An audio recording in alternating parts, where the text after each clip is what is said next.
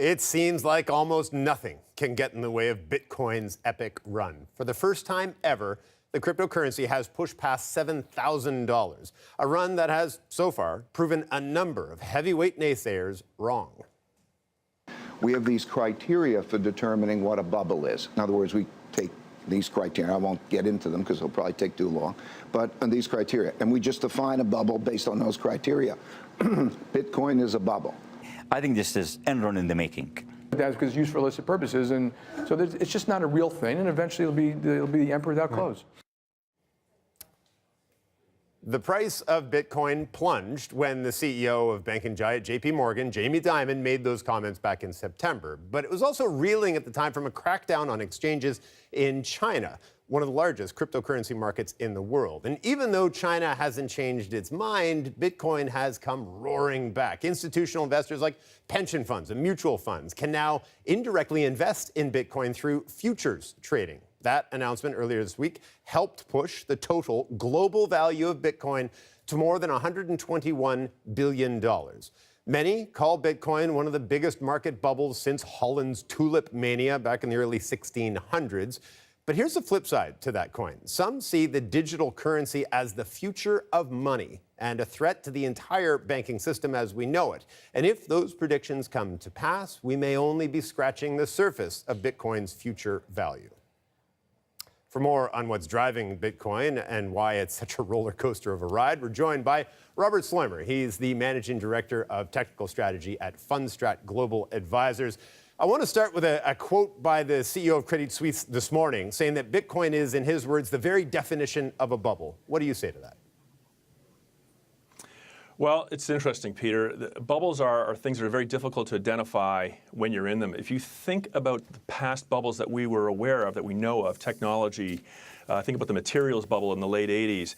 At that point, I think you could argue that most people, most investors were involved in the asset at the time when it exploded. We all talk about Bitcoin, and it has certainly had a very strong run. But I don't think at this point most people are investing in the cryptocurrency at this point. So we at Fundstrat don't believe Bitcoin is a bubble yet. We think it's probably going to get there at some point, but we think it's probably a few years off. But, I mean, you can go back to a time when I think it cost 2 Bitcoin to buy a pizza at its very beginning, and now a single Bitcoin is worth $7,000. Like, the run has been incredible. What is it you think that's fueling it if it's not just a speculative bubble? Well, I think there's a couple of things.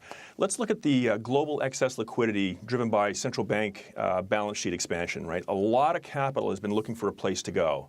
So risky assets in general, and stocks to a certain degree represent that, have been driven higher by capital finding a home. I think Bitcoin is one of those. The other side of it is when you think about what Bitcoin is, it's arguably a store of value due to its limited supply. And so it can be thought of as digital gold or a proxy for gold. And the other side is you can think of it as a currency. So when you think about the size of the gold market and the amount of gold that's in circulation, Bitcoin is just a fraction of that at this point. And then when you think about Bitcoin as a currency that we can transact in a secure way, in a decentralized way, I think Bitcoin is something like 3% of US dollars in circulation. So if it's going to be a bubble, and it certainly has risen a long way, and it seems like it's getting into sort of crazy man land. But I don't think it's reached the levels where it's actually at the point where it's going to break down. We think that capital, particularly institutions with the announcement of the CME, are going to incrementally be moving into the Bitcoin market, and that's likely to last for a very long time. We still think there's more to go. I don't want to get too conspiratorial here, but why do you think, we played those clips off the top. Guys like Jamie Dimon, big institutional sort of money guys, are so against this. Why do you think they're so skeptical about Bitcoin and its value? Well, I think part of it is that the technology of blockchain, particularly when it's not held in private hands like a bank and it's more decentralized the way Bitcoin is, it to a certain degree is a threat to the existing financial system like the banks. So I think guys like Jamie Dimon and other bankers would like to control that currency, or at least have the blockchain technology held within the bank. But imagine having 30 or 50 developers in your bank trying to improve that cryptocurrency or that blockchain. compared to thousands of developers globally improving it. So I think the odds are stacked against the private blockchains versus the public blockchains. So then you get to the point where, is it at a point where sort of individual, just regular investors, people watching this show, should be going out and buying Bitcoin? Because I think a lot of them still look at it, they don't even know how to buy it in the first place. Right. Well, that's a great question. I think given the volatility, I'll give you a couple of points. If you think about what happened to gold in the early 70s when the dollar came off the gold standard, gold was incredibly volatile, north of 50% volatility ranges. And I think until you find that price stability, gold sort of tracked the same type of thing until we got into the 80s and 90s.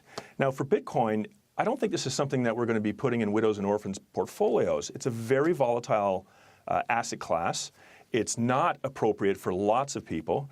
But if you think of your overall investment in assets in general, whether it's fixed income or equities or hard assets, then I think as a fraction of a broader portfolio, as something that's likely to be adopted longer term, I think it does make sense. So think of it in terms of 1% to 2% rather than having 30 to 40%. Right. Good advice all around, Robert. Thanks for making the time.